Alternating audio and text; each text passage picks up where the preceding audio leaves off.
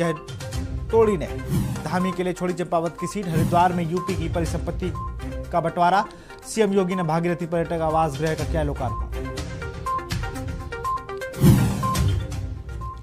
उत्तराखंड में बाबा केदार की डोली पहुंची अपने धाम। कल सुबह 6:25 पर खुलेंगे केदारनाथ के कपाट। श्रद्धालुओं से भरा धाम, होटल फुल। उत्तराखंड सरकार की बड़ी तैयारी। इस बार टोकन से होंगे बाबा केदार के दर्शन। मंदिर परिसर में भीड़ नियंत्रण करने के लिए बनाई गई योजना। उत्तराखंड में 10वीं के परिणाम से पहले ही शुरू हो जाएगी 11वीं की पढ़ाई। सरकारी स्कूलों में भी छात्र छात्राओं को मिलेगा अपाबंधिक प्रवेश। उत्तराखंड में कोरोना के 6 जिलों में मिले 23 नए संक्रमित। 115 सक्रिय मरीजों का चल रहा है इलाज। कोरोना को लेकर सरकार ने सख्ती बढ़ाई। आप देख रहे हैं के न्यूज, खबरों का सारथी। नमस्कार, स्वागत है आपका के न्यूज में। मैं हूं आपके साथ विशाल। अब रुक करते हैं खबरों का। खबर चंपावत से है। चंपावत और चुनाव की घोषणा हो चुकी है। ऐसे में अब बीजेपी ने भी मुख्यमंत्री पुष्कर सिंह धामी को चंपावत से अपना अधिकृत प्रत्याशी घोषित कर दिया है। बता दें कि कुछ दिनों पहले ही भारत निर्वाचन आयोग ने चंपावत में उपचुनाव की घोषणा की थी, जिसके बाद से बीजेपी ने वहां पर तैयारियां शुरू कर दी थी और 2022 के चुनाव में कैलाश गहतोड़ी ने चंपावत से चुनाव जीते थे और धामी के लिए उन्होंने अपनी सीट पर खाली कर दी थी। ऐसे में बीजेपी ने आज सीएम पुष्कर सिंह धामी को अपना प्रत्याशी घोषित कर उपचुनाव का शंखनाद कर दिया।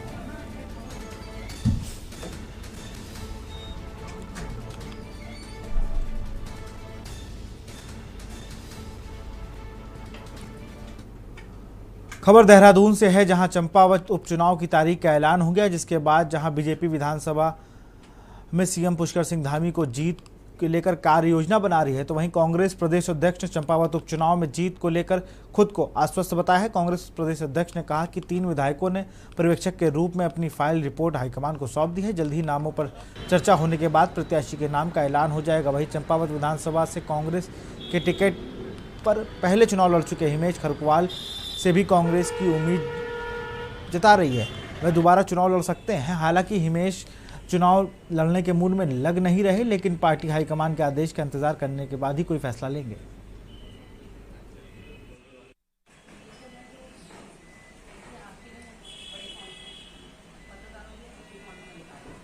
हमने अपने 3 अभी विधायक वहां भेजे थे, तीनों वहां काम करके आए हैं।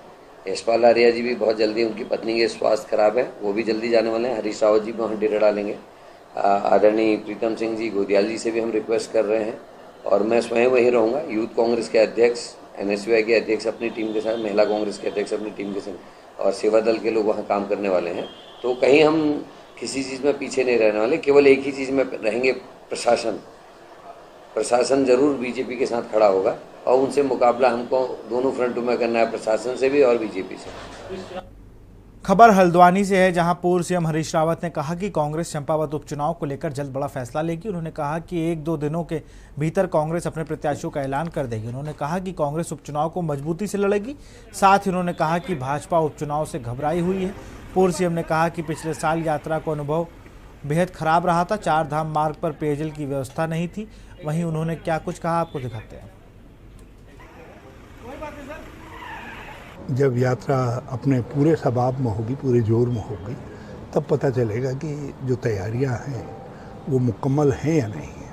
पिछले साल बड़ा बुरा एक्सपीरियंस रहा था, बड़ा नाम पर चोट लगी थी, क्योंकि पिछली बार लोगों को पानी नहीं मिला, टॉयलेट अच्छे नहीं मिले और खाने का सामान नहीं मिला। रास्ते में जो खुले थे ढाबे, नहीं कहूँगा मैं, जो छोटे ऐसे दुकानें आदि खुलनी थी, वो दुकानें आदि खुली है नहीं, उसको नहीं देखा गया। और चारों धामों में पिछली बार रहने की व्यवस्था बहुत गड़बड़ाई।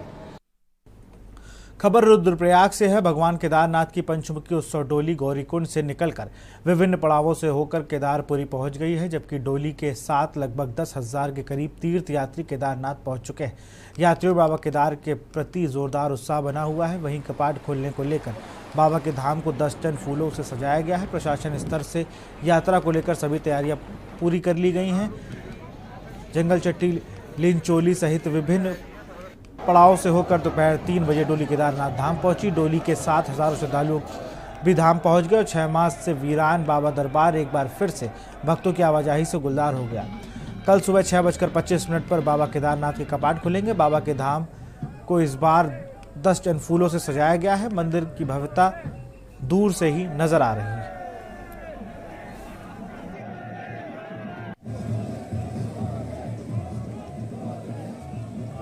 नई व्यवस्थाओं में इस बार हम लोग वहाँ पे एक तो रजिस्ट्रेशन सिस्टम को ऑनलाइन करना चाह रहे हैं।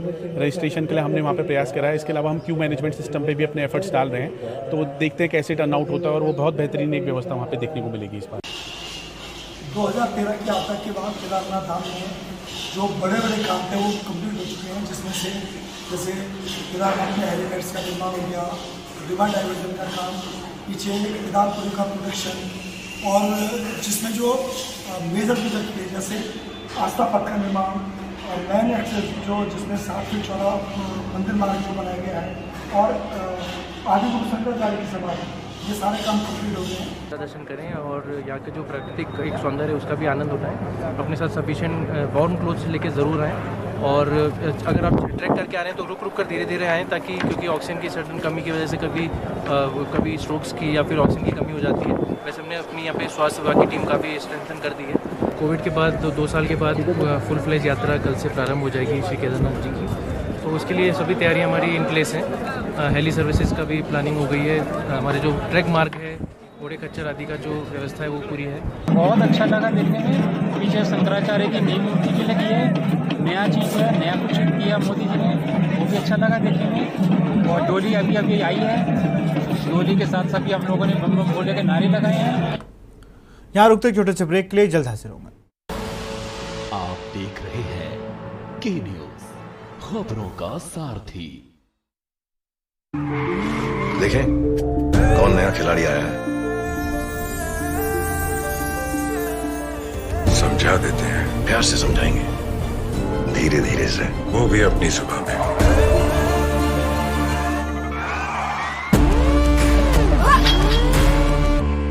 ये तो अपनी जुबान है। जुबान एक हो तो दिल भी एक होने चाहिए। विमल, बोलो जुबान केसरी। कुछ दिन ऐसे होते हैं when I love my job, और कुछ दिन ऐसे होते हैं कि I hate it। एक पायलट पे होता है इतना प्रेशर कि कूल रहना इज नॉट दैट इजी, पर गर्मी में घर को कूल रखना is now too easy with Sumcool coolers. Sumcool celebrates the release of Runway 34। आप देख रहे हैं के न्यूज, खबरों का सारथी। ब्रेक के बाद आपका स्वागत है। 4 धाम यात्रा व पर्यटन सीजन की दृष्टिगत सिडकुल मैन्युफैक्चरर्स एसोसिएशन उत्तराखंड से जुड़े उद्यमियों ने एसपी यातायात हिमांशु वर्मा से एक बारकोड मशीन और लगभग 10,500 स्टिकर व कॉर्ट्रेज सौंपी है। यह बारकोड स्टिकर 4 धाम यात्रा में आने वाले सभी वाहनों पर लगाया जाएगा, जिससे कि वो उन्हें की स्कैनिंग व सुरक्षा बेहतर होगी। इस मौके पर सभी उद्यमियों ने पुलिस अधिकारियों में प्रोजेक्ट को शुरू करने के लिए पायलट प्रोजेक्ट की तरह शुरू करने की बात हुई। देखिए, आज SIDCUL manufacturer association of Uttarakhand द्वारा एक बारकोड मशीन पूरी एसेसरीज और स्टिकर्स के साथ 10,000 से ज़्यादा स्टिकर्स के साथ आज हमने ये पुलिस प्रशासन को दी है। इसका मुख्य उद्देश्य है जितने भी 4 धाम के लिए आने वाले यात्री हैं उनको और उनके वाहन को का पूरा रिकॉर्ड रखना और उनको पूरा ट्रैक करना है। इस सुविधा का फ़ायदा ये है कि उनकी गाड़ी जहाँ जहाँ भी जिस रूट से जाएगी, कब गई, कितने लोग थे, उनकी पूरी जानकारी उसमें बारकोड के माध्यम से रहेगी और उसको पूरा ट्रैक किया जा सकेगा। ये एक्चुअली हमारा एक पायलट प्रोजेक्ट है हरिद्वार ट्रैफिक पुलिस की तरफ से कि जो 4 धाम के जो हमारी गाड़ियाँ आ रही हैं तो उनको क्या है, हम कोशिश ये कर रहे हैं कि उनको चिन्हित करके और उन पर एक हम बार कोडिंग करके एक स्टिकर लगा रहे हैं। तो उससे क्या होगा कि जितनी हमारी गाड़ियाँ जा रही हैं, एक तो हमें उस पर काउंट रहेगा कि कितनी गाड़ियाँ हरिद्वार से निकल रही हैं 4 धाम के लिए, तो उससे हमें जो है अंदाज़ा लगेगा कि पर डे कितना यहाँ से ट्रैफिक जा रहा है। तो ट्रैफिक मॉनिटरिंग में उसका हमें फ़ायदा होगा। प्लस अगर कोई भी गाड़ी ऊपर जा रही है तो उसको ट्रैक करने के लिए जो बारकोड हमारी डिटेल हैं, फॉर एग्जांपल अगर मान लीजिए कोई गाड़ी गिर जाती है या कुछ हादसा हो जाता है उसके लिए, तो उसको ट्रैक करना भी हमारे लिए आसान हो जाएगा। तो उसकी सारी डिटेल्स हमारे पास लैपटॉप में सेव होगी। तो जैसे ही हम वहाँ से बारकोड को स्कैन करेंगे उसके बाद वो डिटेल जो है हमारे पास निकल के आ जाएगी। खबर नैनीताल से है, जहां उत्तराखंड हाईकोर्ट ने बिजली दरों में बढ़ोतरी के खिलाफ दायर जनहित याचिका पर सुनवाई की है। वहीं मामले को सुनने के बाद वरिष्ठ न्यायमूर्ति मनोज कुमार तिवारी व न्यायमूर्ति RC कुलबे की खंडपीठ ने Uttarakhand power corporation, Uttarakhand electricity regulatory commission, ministry of power Uttarakhand सरकार व उत्तराखंड इलेक्ट्रॉनिक सिटी बोर्ड को नोटिस जारी कर 2 सप्ताह में जवाब पेश करने के लिए कहा है।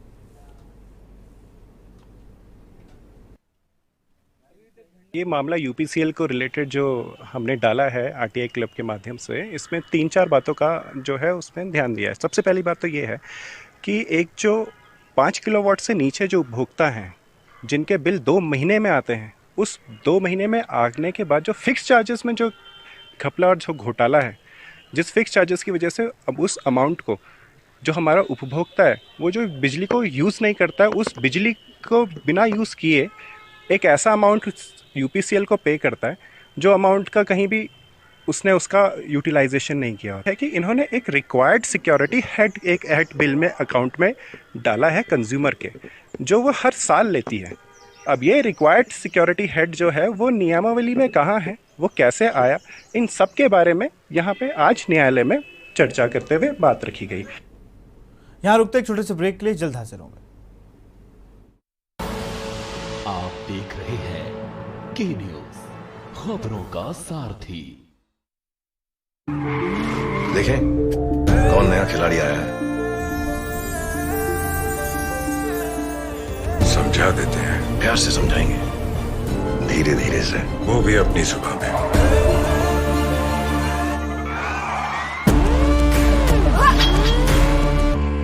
ये तो अपनी जुबान है। जुबान एक हो तो दिल भी एक होने चाहिए। विमल, बोलो जुबान केसरी। आप देख रहे हैं के न्यूज़, खबरों का सारथी। ब्रेक के बाद आपका स्वागत है। खबर देहरादून से है, जहां उत्तराखंड में मौसम के तेवर फिर तल्ख होते नजर आ रहे हैं। मार्च अप्रैल के महीने से ही बढ़ती गर्मी मई तक झुलसाने वाली आग पैदा कर रही है। वहीं जंगलों की आग ने तपिश में इजाफा कर दिया है। शुष्क मौसम के बीच तापमान में लगातार बढ़ोतरी हो रही है। आलम यह है कि देहरादून की जनता को गर्मी से राहत पाने के लिए बार बार ठंडे पेय पदार्थों का सहारा लेना पड़ रहा है।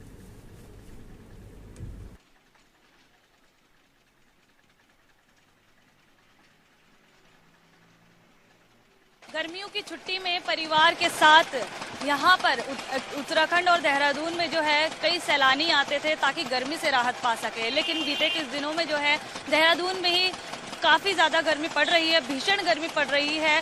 और ऐसे में हमने जब बातचीत की तो पाया सभी लोगों का यही कहना था कि जो डिफॉरेस्टेशन हो रहा है, तो ऐसे में जो है लगातार गर्मी बढ़ रही है और देहरादून जो है दिल्ली बनता जा रहा है। अब देखना ये होगा कि जिस तरीके से विकास के नाम पर पेड़ कट रहे हैं, वह जो ऐसे मौसम में बदलाव आ रहा है, तो आगे किस तरीके से और ज़्यादा गर्मी बढ़ने वाली है।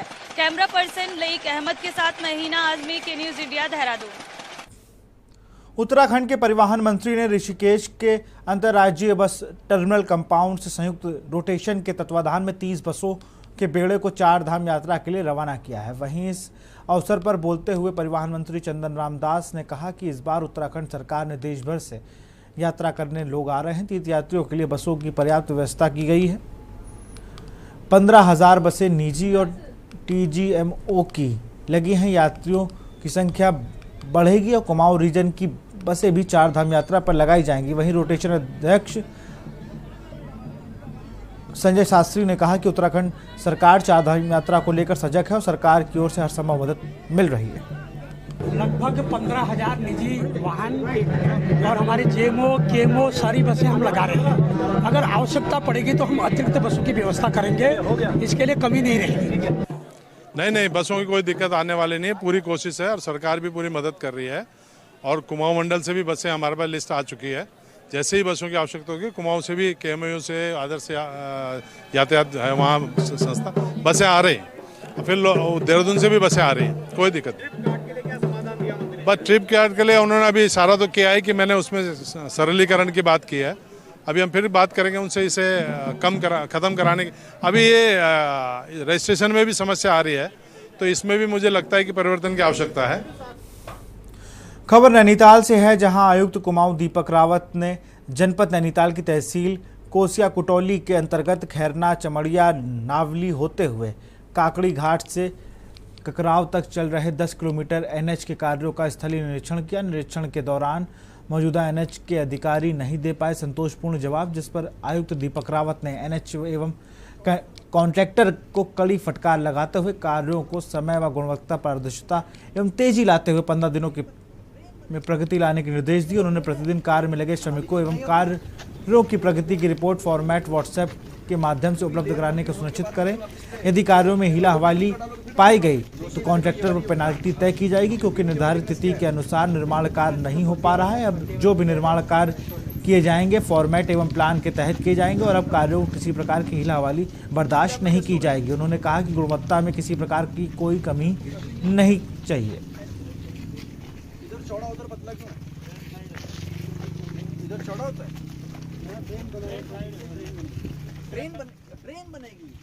खैरना तक जो हमारा हाईवे है इसकी वाइडनिंग की जानी है और इसको ख़त्म होने की डेडलाइन इसी साल के 30 जून में थी, लेकिन लक्ष्य से हम लोग काफ़ी पीछे चल रहे हैं। तो आज मौके पे मैं आया हूँ और एनएच के ऑफिसर्स भी हैं और जो कॉन्ट्रैक्टर हैं वो भी हैं। उनके नए सिरे से हमने माइलस्टोन्स तय किए हैं और एसी साहब को मैंने निर्देश दिए हैं कि पर डे इसकी फॉर्मेट में डेली रिपोर्टिंग यहाँ पे होगी और जो प्लान अब तय किया गया है उस पर स्टिक करके ही हम काम करेंगे। किसी प्रकार का इसमें डिले नहीं होना चाहिए और क्वालिटी से भी कोई कॉम्प्रोमाइज़ नहीं होना चाहिए। एसडीएम कुशो कटोली साहब से भी हमने कहा है कि पैरेलली वो दिखवाते रहेंगे कि जो काम हो रहा है वो सही प्रकार से हो रहा है या नहीं हो रहा है।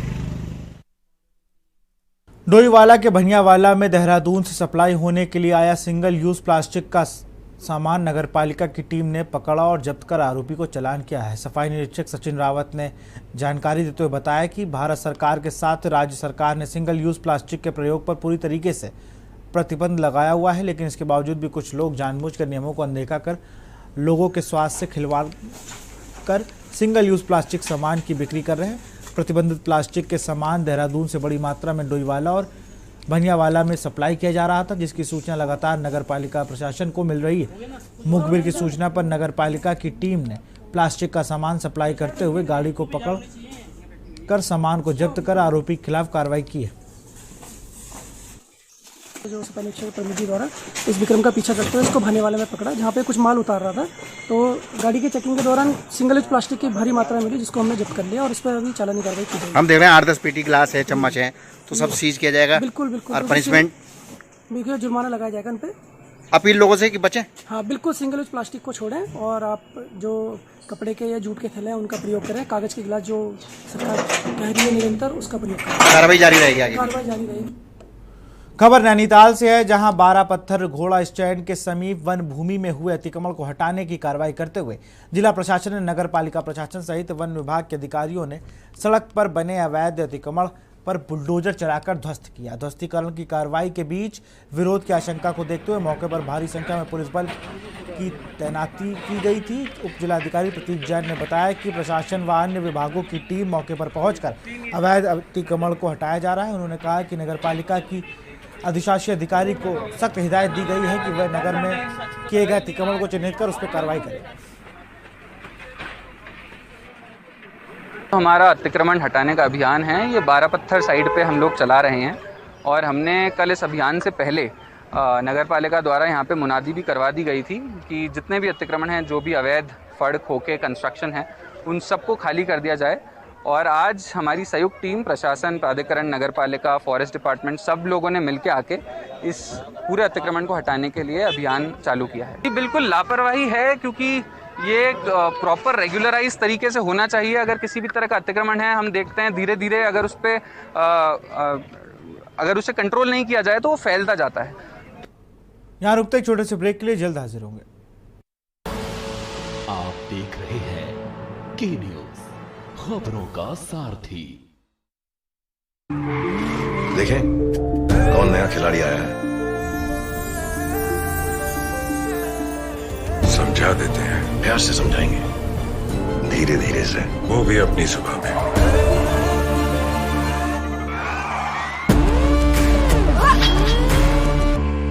ये तो अपनी जुबान है। जुबान एक हो तो दिल भी एक होने चाहिए। विमल, बोलो जुबां केसरी। गर्मी के बीच पावर कट से हाहाकार, बिजली कटौती, हर तरफ कोहराम, शहर गांव में बत्ती गुल, लोग परेशान, कोयला खत्म, कैसे सुधरेंगे हालात, बिजली संकट लगातार, सिर्फ के न्यूज इंडिया पर। आप देख रहे हैं के न्यूज, खबरों का सारथी। ब्रेक के बाद आपका स्वागत है। अतिक्रमण पर काशीपुर में पुलिस और प्रशासन ने आखिर अपना चाबुक फेर दिया। भारी पुलिस बल के साथ प्रशासन ने शहर के मुख्य मार्गों पर अतिक्रमण के खिलाफ अभियान चलाया, जिसमें प्रशासन में बिना नोटिस के ही अतिक्रमण हटाना शुरू कर दिया। वहीं पुलिस ने अतिक्रमण हटाने के दौरान गरीब ठेला चालकों का सारा सामान सड़क पर फेंक दिया, जिसमें व्यापारियों ने इस बात को लेकर खासा नाराजगी जताई। बता दें कि प्रशासन द्वारा पहले किसी भी तरह का कोई नोटिस अतिक्रमण हटाने को लेकर नहीं दिया गया। वहीं अतिक्रमण हटाने के दौरान पुलिस की कार्यशैली पर भी सवाल खड़े हो गए।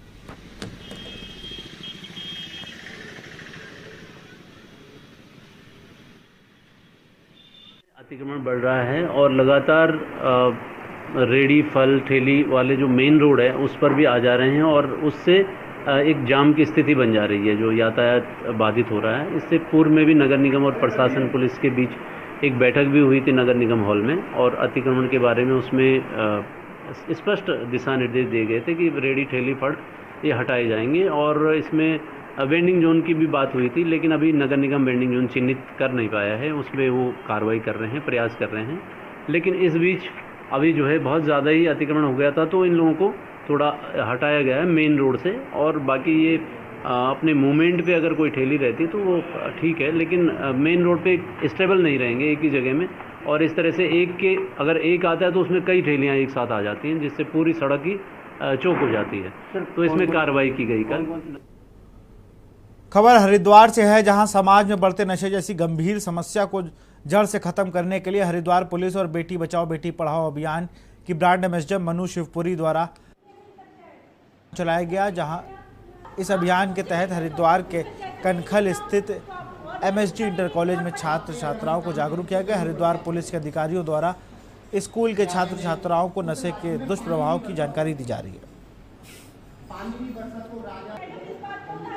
यही मेरा मानना है और यही पूरे डिपार्टमेंट का भी मानना है कि नशा केवल कानूनी समस्या नहीं है, अब सोशल प्रॉब्लम है। तो सोसाइटी के हर स्टेक होल्डर को उसमें बढ़ चढ़ के एक्टिव रोल प्ले करना पड़ेगा, और इसकी शुरुआत परिवार से और स्कूल उसमें दूसरी सबसे महत्वपूर्ण कड़ी है। तो उन सबको अगर अपने अपने रोल प्ले करने में थोड़ा और एक्टिवनेस दिखानी पड़ेगी तो हम इसके बेहतर रिजल्ट देखेंगे। मैंने एक चेन शुरू की है कि स्कूल्स में जाकर मैं बच्चों को ड्रग्स के अगेंस्ट अवेयर कर सकूं। तो इसमें पहले मैंने बॉयज़ इंटर कॉलेज ज्वालापुर में रखा, अब सेकंड नंबर ये है, इसके बाद भी मेरा क्रमशः चलता रहेगा। तो मेरा ये प्रयास है कि मैं बच्चों को अवेयर कर सकूं और एक अच्छी ज़िंदगी की तरफ प्रेरित कर सकूं, उन्हें मैं तैयारियां सिखा सकूं कि कैसे वो आगे फ्यूचर के लिए आज से ही तैयारी करें। रुद्रपुर के एक प्राइवेट अस्पताल में डिलीवरी के बाद महिला की मौत हो गई। महिला की मौत के बाद मृतक महिला के परिजनों ने अस्पताल में जमकर हंगामा काटा तथा अस्पताल प्रबंधन समेत डॉक्टरों पर महिला को मारने का आरोप लगाया। सूचना पर पहुंची पुलिस आक्रोशित लोगों को बामुश्किल शांत कराया। पुलिस ने शव को कब्जे में लेकर पोस्टमार्टम के लिए भेज दिया। फिलहाल परिजनों ने नवजात बच्चे को दूसरे अस्पताल में भर्ती करा दिया।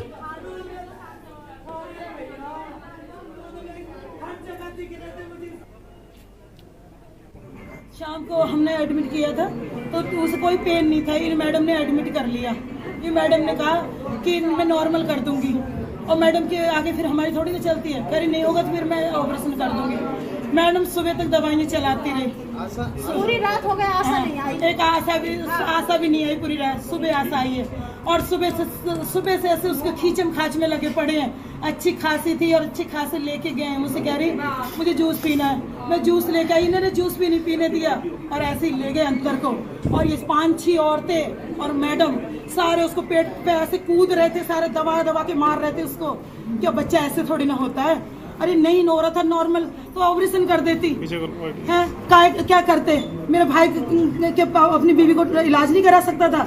ऑपरेशन तो करा सकता था, पर इस और मैडम ने जानबूझ के मारा मेरी भाभी को। ये और ऐसे कूद रही थी सारे, मैंने खुद देखा, मैं कई बार गई, मैडम मुझे निकाल दे रही। फिलहाल खबर उत्तराखंड में इतना ही। देखते रहिए के न्यूज़ इंडिया। नमस्कार।